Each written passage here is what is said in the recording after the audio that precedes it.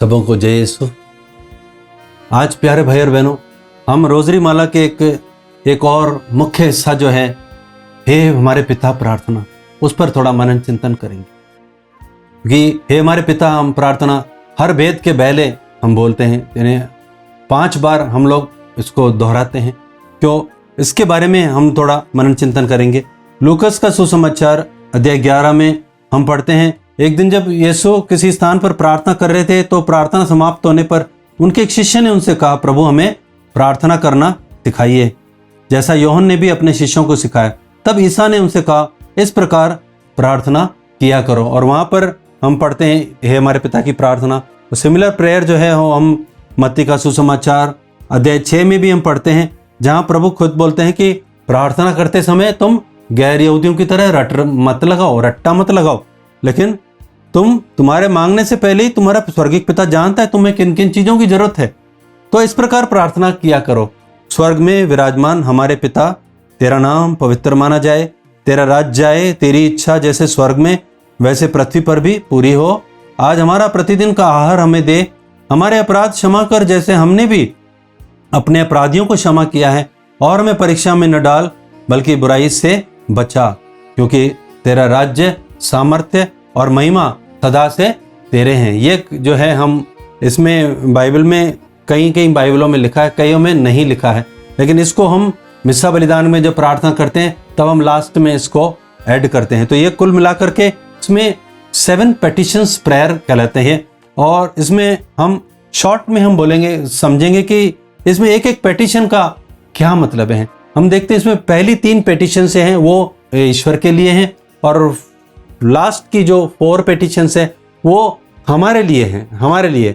उसमें भी जो सेंट्रल पेटिशन है वो हमारे लिए, हमारा प्रतिदिन का आहार के लिए हमारे लिए विशेष प्रार्थना है। तो ये प्रार्थना में जो पहले 3 पेटिशंस हैं, पहले 3 जो निवेदन हैं, वो जो है, पहला है, हे हमारे पिता जो स्वर्ग में है। एक यीशु ने पहली बार इधर पिता को हमारे पिता करके संबोधन किया। पूरी बाइबल में आपको कहीं भी नहीं दिखेगा हमारे पिता। हमारे पिता इसमें बोला गया है। हमारे पिता का मतलब हम यीशु के साथ मिलकर उस ईश्वर को पिता कहें। आज तक वो पिता ईश्वर सिर्फ यीशु का पिता था, लेकिन यीशु हम सबको उसमें सम्मिलित कर, वो हमारा है, हमारा पिता है। ईश्वर को भी वो ईश्वर नहीं बोल रहे, ईश्वर को भी एक रिश्ता दे रहे, हे हमारे पिता। यानी वो न केवल मेरा पिता है, न केवल यीशु का पिता है, न केवल आपका पिता है, बल्कि हम सबका पिता है। तो जब हम ये प्रार्थना दोहराते तो हमारे मन में होना चाहिए कि हमारे पिता का मतलब हम सब, दुनिया के जितने भी वासी हैं, जितने भी लोग हैं, हम सब उस ईश्वर की संतान हैं। वो हम सबका पिता है और हम सब उसके बच्चे हैं। और वो जो स्वर्ग में, ये स्वर्ग में है कहने का मतलब ये नहीं कि स्वर्ग कोई बहुत दूर एक स्थान है, एक ऐसा स्थान जहां पर स्वर्ग रहता है और वहां ईश्वर का सिंहासन है और सब लोग, वो है वास्तव में ईश्वर की वो जगह भी है। लेकिन वास्तविक स्वर्ग जो है वो एक स्टेट, एक स्थिति है जिसमें हम खुद रहते हैं। जब ईश्वर की उपस्थिति में हम रहते हैं तो वो हमारे लिए स्वर्ग है। That can be our house also, हमारा घर भी हो सकता है, हमारा जहां रहते हैं वो भी हमारा स्वर्ग हो सकता है। और हम उसको एक अधिकार के साथ हम उसको पिता कहते हैं, क्योंकि यह अधिकार हमें पवित्र आत्मा के द्वारा मिला है कि हम उसको पिता कहते हैं। और वो स्वर्ग में है। वो स्वर्ग जो है वो ऐसा जगह है, ईश्वर की उपस्थिति है, और उसमें जब हम रहते हैं तो हमारे बीच में सच्ची शांति और सच्चा आनंद। और वहां पर स्वर्ग में कुछ भी पाप नहीं है। स्वर्ग के बारे में प्रकाशन ग्रंथ में हम पढ़ते हैं, वहां पर कोई भी पाप प्रवेश नहीं कर सकता।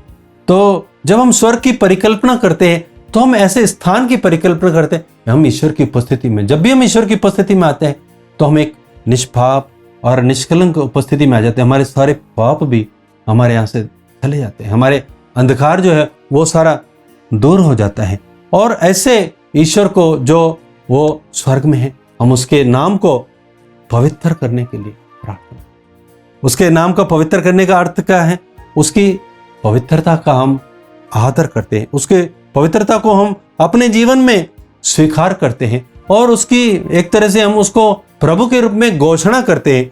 और धर्म ग्रंथ में लिखा है, फिलिपियों 2 में जैसे लिखा है, सारे लोग आकाश, पृथ्वी और अधोलोक के सब निवासी घुटना टेके और यीशु को अपने प्रभु के रूप में ग्रहण करें। जब हम उसको इस तरह से प्रार्थना करते हैं तब हम उसको, उसकी पवित्रता को अपने जीवन में आने के लिए हम प्रार्थना करते, ताकि उसकी पवित्रता हमारे जीवन में आ जाए। और उसके बाद हम प्रार्थना करते, तीसरी पेटिशन है, तेरा राज्य आ जाए। जब ईश्वर का राज्य जो है, जैसी जो प्रभु का राज्य जो है, जैसे स्वर्ग में उसकी इच्छा पूरी होती है, वैसे ही हमारे जीवन में भी पूरी, उसका राज्य है। जो उसका राज्य क्या, हम रोमियो 14 में पढ़ते हैं, उसका राज्य क्या है? धार्मिकता है, righteousness, peace and joy in the Holy Ghost. सच्ची शांति, सच्चा आनंद और सच्ची धार्मिकता हमें उसके द्वारा मिलती है जब हम उसके राज्य के लिए प्रार्थना करते हैं। जब हम प्रार्थना करते हैं, प्रभु तेरा राज्य है, हम प्रार्थना करते, प्रभु तू हमारे जीवन में आ जा। हम सेकंड कमिंग के लिए भी प्रार्थना करते हैं, प्रभु जल्दी आ, क्योंकि हमको मालूम है जब प्रभु आएगा तो सारी बुराई की शक्तियों को नष्ट कर देगा। इसलिए जब हम प्रार्थना करते हैं, प्रभु तेरा राज्य आ जाए, तो हमें महसूस करना है और हमें विश्वास करना है कि यीशु हमारा राजा है और हम उसकी प्रजा हैं। हमारे जीवन में उसके राज्य आने का मतलब हमारे जीवन में एक खुशहाली आने वाली, क्योंकि जब एक राजा अच्छा राज्य करता है तो प्रजा खुश होती है, लेकिन जब एक राजा दुष्ट होता है तो पूरी प्रजा कराहती है। प्यारे भाई और बहनों, इसलिए उसका राज्य आने के लिए हम लोग प्रार्थना करते हैं और उसकी इच्छा पूरी करने के लिए प्रार्थना, प्रभु तेरी इच्छा पूरी। अब जानते हैं दुनिया में पाप आया अवज्ञा के द्वारा, अपनी मर्जी पूरी करने के द्वारा, अपनी मर्जी पर चलने के द्वारा पाप का प्रवेश हुआ। लेकिन आज हम प्रभु की इच्छा को पूरी करने के लिए, उसकी इच्छा को आत्मसात करने के लिए हम विशेष प्रार्थना करते हैं, क्योंकि स्वयं यीशु ने भी हमें अपनी इच्छा पे पूरी करने के लिए सिखाया, हमको खुद चल करके दिखाया कि हमें भी उसका अनुसरण करते हुए उसकी इच्छा को हमारे जीवन में पूरा होना, क्योंकि यीशु ने स्वयं पिता की इच्छा को पूरा किया, तो हम भी पिता की इच्छा को पूरा करना है। और उसके बाद में हम चौथी पेटिशन में जाते हैं, हमारा प्रतिदिन का आहार आज हमें। अब जानते हैं हम एज अ मनुष्य, हम सबको एक जरूरत है। हालांकि बाइबल में लिखा है कि हमारी सारी जरूरतों को प्रभु जानता है, इसलिए हर चीज में रट मत लगाओ, लेकिन एक जनरल इंटेंशन इसमें भी प्रभु रखते, हमारा प्रतिदिन का आहार आज है। यहां पर प्रभु दिखाते हैं कि हमें सिर्फ प्रतिदिन की चिंता करनी है और प्रतिदिन आज की रोटी आज हमें दे। न केवल शारीरिक रोटी के लिए यहां पर बोलता है, लेकिन हमें आत्मिक रोटी भी मिलनी। जैसे पुराना विधान में हम पढ़ते हैं कि इस तरह से स्वर्ग से मन्ना गिरता था और उनकी आवश्यकताओं को पूर्ति करता। सिर्फ मन्ना उनकी सिर्फ शारीरिक भूख ही नहीं मिटाता था, लेकिन मन्ना में ईश्वर अपना प्रेम भी देता था, वो प्रेम भी उनके लिए जरूरी था। इसलिए हम जब प्रार्थना कर रहे हैं हमारे प्रतिदिन का आहार, तो हमें प्रार्थना कर रहे हैं न केवल हमारे शरीर का भोजन चाहिए, लेकिन हमारे आत्मा के लिए भी भोजन। हमें यीशु को जीवन की रोटी के रूप में, हमें यीशु को जीवन के जल के रूप में ग्रहण करना है, उसकी आत्मा को हमें ग्रहण करना है, उसको हमें मिस्सा बलिदान में हमको ग्रहण करना है और डेली हमें उसके आत्मा से परिपूर्ण होना है, ताकि हम उसके आत्मा से भरपूर हो जाएं, हष्ट पुष्ट हो जाएं। ऐसी प्रार्थना में हम उसके द्वारा हमें एक शक्ति, जब भी हम प्रार्थना करते हैं तो हमें एक शक्ति मिलती है। इसलिए पौलुस जो है एफिसियों 6 में जब बोलता है, तुम ईश्वर के अपार सामर्थ्य से बल ग्रहण करो। ये बल हमें इस प्रार्थना के द्वारा हमें ग्रहण करना है, रोज की रोज हमें उससे ये ग्रहण करना है, जो भी हमारी दैनिक जरूरत है आज के लिए जितना अभिषेक चाहिए हमें उतना। हमें कल के लिए आज पहुंचने की जरूरत नहीं है, कल की चिंता स्वयं कल कर लेगा। और उसके बाद हम 5वीं पेटिशन में आते हैं, हमारे अपराध हमें क्षमा कर, जैसे हम भी अपने अपराधियों को क्षमा। यहां पर हम जानते हैं कि हम सब पापी हैं, हम सब गलतियां करते हैं, लेकिन गलतियां करके हमें डरने का जरूरत नहीं है कि हमें ईश्वर दंड देगा। हमें ईश्वर दंड देने के लिए नहीं आया। यूहन्ना का सुसमाचार अध्याय 3 में हम पढ़ते हैं, ईश्वर हमें दंड देना नहीं चाहता, ईश्वर हमें बचाना चाहता है, वो हमें सर्वनाश से बचाना चाहता है। इसीलिए उसने अपने इकलौते पुत्र को अर्पित किया कि हम बचाए जाएं, उसके द्वारा बचे, हम उसके द्वारा हम माफी प्राप्त करें। इसलिए यूहन्ना अपने पत्र में भी लिखता है, हम पाप ना करें, लेकिन अगर कोई पाप करता है तो हमारे पास एक सहायक है, अर्थात यीशु हमारी सहायता करने के लिए, हमारे पापों की क्षमा करने के लिए वो है। और इसमें हमें अपने आप को रोज गलतियां मान करके, अपने आप को नम्र दीन बन के, हमें रोज की रोज हमें माफी मांगनी है। और माफी मांगने के बाद में आगे क्या है, जैसे हम भी दूसरों को भी क्षमा करते। दूसरों को क्षमा करना, दूसरों को प्यार करना, ये एक बहुत ही महत्वपूर्ण आज्ञा प्रभु ने हमको दी है। दुश्मनों से भी प्यार करना, दुश्मनों से भी प्यार करना सिखलाते। इसलिए जब हम चाहते हैं कि हमारे लिए माफी प्रभु करे, तो हमें दूसरों को भी माफ करना है। अगर हम दूसरों को माफ नहीं करते हैं तो हमें भी माफी नहीं मिलेगी। इसलिए प्यारे भाई बहनों, दोनों साथ साथ चलने वाले हैं। इसके द्वारा प्रभु हमें दूसरों से प्यार करना, दूसरों से क्षमा करना सिखाते हैं, और खुद अपने लिए भी माफी मांगनी है और दूसरों को भी माफ करना है। जब हम माफी मांगते हैं तो हम मुक्ति प्राप्त करते हैं, और हम दूसरों को माफ करते हैं तो हम दूसरों को भी मुक्ति प्रदान करते हैं। तो प्यारे भाई बहनों, इसके बाद में हम जो प्रार्थना करते हैं वो है, हमें परीक्षा में न डाल, परीक्षा में न डाल। हालांकि ईश्वर हमें परीक्षा में नहीं डालता है। बाइबल में लिखा है कि हमें कभी भी ईश्वर कभी भी किसी भी बात का हमें प्रलोभन नहीं देता है, लेकिन हमें प्रभु ने एक स्वतंत्रता दी है और उसका हम दुरुपयोग ना करें, उसका दुरुपयोग करके हम पाप ना करें। इसीलिए हम प्रार्थना करते हैं, प्रभु हमें उससे बचा। क्योंकि आदम, आप जानते हैं, अपनी स्वतंत्रता का दुरुपयोग करके उसने क्या किया, पाप किया। लेकिन इसीलिए हम भी प्रभु से प्रार्थना करते हैं, प्रभु हमें भी ऐसी कृपा दो ताकि हम भी जो है, हमारे को जो दी हुई स्वतंत्रता है उसके कारण हम परीक्षा में न पड़े। जब भी कोई उचित निर्णय लेना हो, जब भी हमारे कोई परीक्षा या प्रलोभन आती है, तो हम प्रभु से प्रार्थना करें कि प्रभु हमें उससे प्रलोभनों से बचाए। यहां पर परीक्षाएं दो तरह की होती है। एक तो होती है हमें पाप में गिराने वाली, प्रलोभन में गिराने वाली, और दूसरी होती है परीक्षाएं हमारी उन्नति के लिए आवश्यक है। जैसे हम एकेडमिक क्लासेस में पढ़ते हैं, पहली क्लास में हम परीक्षा देते हैं, हमारा प्रमोशन होता है, दूसरी में जाते हैं, दूसरी में परीक्षा देते हैं, हम तीसरी में जाते हैं। इस तरह से हमारा एकेडमिक लेवल बढ़ते जाता है। लाइक दैट हमारे जीवन में कई ऐसी परीक्षाएं आती हैं जो ईश्वर आने देता है, वो हमारे स्पिरिचुअल ग्रोथ के लिए। तो ऐसे में हमें डिसर्नमेंट की जरूरत है, डिसर्नमेंट की भी जरूरत है। डिसर्नमेंट मतलब हमें पहचानना भी है कि ये जो परीक्षा आई है ये मेरी उन्नति के लिए आई है या मेरे को पाप में गिराने के लिए आई है।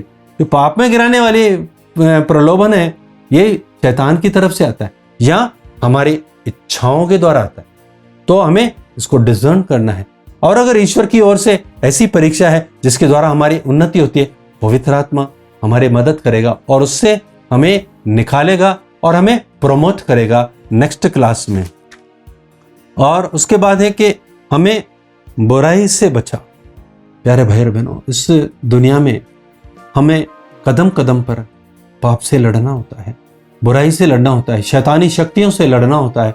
नेचुरल डिसास्टर्स आते हैं, बीमारियां आती हैं, सब दुख तकलीफ इतने हमारे अंदर आते हैं कि हम घबरा जाते हैं, हम टूटने पड़ते हैं। इसीलिए हम क्या है, प्रार्थना करते हैं, प्रभु हमें बुराई से, क्योंकि बुराई से कौन बचा सकता है, शैतान से कौन बचा सकता है। हम आज तक शैतान की गुलामी में जिए जब तक यीशु आया, और यीशु इसीलिए आया कि शैतान के सारे कामों को नष्ट करे और हमारे पापों को नष्ट करे, ताकि हम उस जीवन को प्राप्त करें जो हमारे लिए उसने आदि से नियुक्त किया था। ओरिजिनल प्लान में हम जाएं, जब हम पाप नहीं करते थे, जब हम प्रलोभन में नहीं पड़ते थे, जब हम शैतान का शिकार नहीं होते थे। जब तक आदमी पाप नहीं किया तब तक उसकी जो ओरिजिनल स्टेट थी हम उस स्टेज में आना चाहते हैं। इसीलिए हमें प्रार्थना करना है। हमारी लड़ाई शैतान से है, लेकिन शैतान से हम अकेले नहीं लड़ सकते। We need God, we need God. इसीलिए रोमियो 16:20 में हम पढ़ते हैं, the God of peace will soon crush Satan underneath your feet. शांति का ईश्वर शीघ्र ही शैतान को तुम्हारे पैरों तले कुचलेगा। आप और मैं, हम कुचल नहीं सकते, पैर हमारे होंगे, लेकिन कुचलने वाला ईश्वर है। इसीलिए we need God in every time we need God, बुराई से बचने के लिए। और लास्ट में जो हम लाइन पढ़ते हैं, हम तेरी महिमा कहते हैं, तुझे धन्य कहते हैं और तेरा धन्यवाद करते हैं। युगों युग तक हम ईश्वर की महिमा के लिए हम प्रार्थना करते हैं, सहायता के लिए ईश्वर की शरण में जाना ठीक है, क्योंकि वह हमें प्यार करता है और वह सर्वशक्तिमान है और हमारे पास हर आवश्यकता की पूर्ति करने की उसके शक्ति है। इसलिए हम उस पर विश्वास करते हैं कि वो सारी मानव जाति का हमारा मित्र है वो, और उसी को हम सारी महिमा देते हैं। सारी महिमा, सारा धन्यवाद, उस सारी चीज का स्रोत वही है। हमें कभी भी महिमा अपने पर नहीं है। कभी हम सोचते हैं किसी को चंगा करने के लिए हम प्रार्थना करते हैं, कोई ठीक हो जाता है तो हम सोचते हैं मेरे द्वारा कुछ हो गया, या मैंने कुछ अच्छा प्रवचन दे दिया तो मैंने कुछ अच्छा प्रवचन। नहीं, सारी महिमा, आदर, सम्मान, धन्यवाद उसी को दिया जाए। प्यारे भाई बहन, ये संक्षेप में सार मैंने आपको समझाया प्रभु की प्रार्थना। तो हम इस प्रभु की प्रार्थना को हम महत्व समझें, इसकी और भी गहराई में जाने का हम कोशिश करें और प्रभु से आज प्रार्थना करें, प्रभु इस प्रार्थना को जो आपने चेलों को सिखाया, मुझे भी इसकी गहराई को सिखलाइए।